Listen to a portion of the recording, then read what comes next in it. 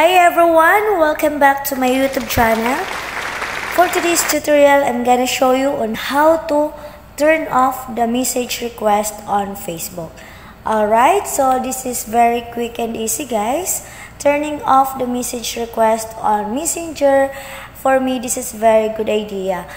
Dahil para doon sa mga hindi natin friends sa Facebook, hindi po sila makakapag-send sa'yo ng message kapag naka-turn off po yung ating message request.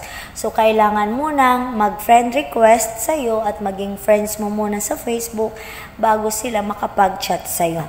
Alright, so if you want to know more about it guys, just keep on watching. At kung hindi ka pa guys nakasubscribe sa aking YouTube channel, please do subscribe and hit also the notification bell for you to be notified on my next video. Let's start! First, of course guys, punta lang po tayo sa aking Messenger.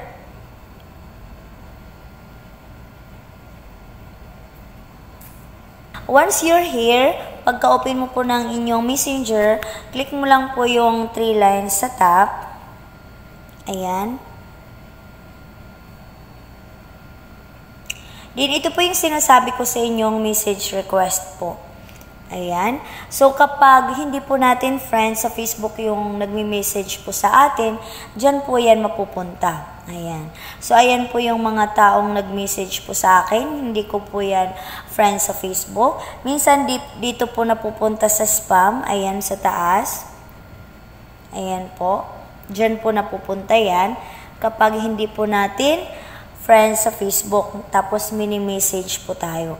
Ayan, so ang dami po. Ngayon, kung gusto mo naman yan burahin guys, click mo lang yung edit sa taas. Ayan, mabubura mo yan. Ayan, click natin. Then of course, click mo lang yan, i-mark check mo lang, ayan. Ayan, mark check lang natin. Then, click mo yung delete dito sa taas. Ayan. So, mabubura po yan. So, ang dami ko po dyan, mga message request, ayan, nakalagay dyan. So, ngayon, para wala na pong nakakapag-message po sa akin, ginagawa ko is, naka-turn off po yung aking message request. So, ang gawin nyo lang, i-click nyo lang po ito, ayan, yung settings na po yan sa taas. Then, scroll down. Then, makikita mo po itong privacy and safety. Alright, so i-click po natin. Then, as you can see, makikita mo na dyan yung message delivery po. Alright, so yan po ang ating i-click. Ayan.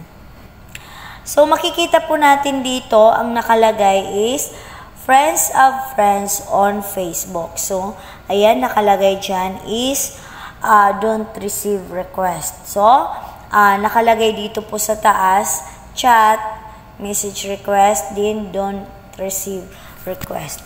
So, kapag nilagay nyo po yan dito, ayan, so ibig sabihin, yung mga gustong mag-message sa'yo, pupunta doon sa message request.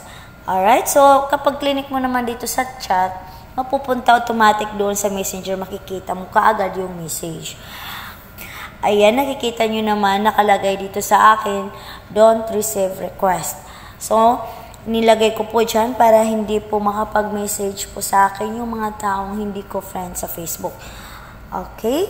So, dito din nakalagay sa other on Facebook. Ayan, nilagay ko rin siya dyan sa don't receive request. So, as you can see, this is very easy on how to turn off the message request or on how to stop receiving the message request from the people you don't know, no? So, ganun lang po ang gawin nyo. Alright, so that's it guys. Thank you for watching and don't forget guys to like and subscribe to my YouTube channel. So that's it. Bye-bye. See you on my next video.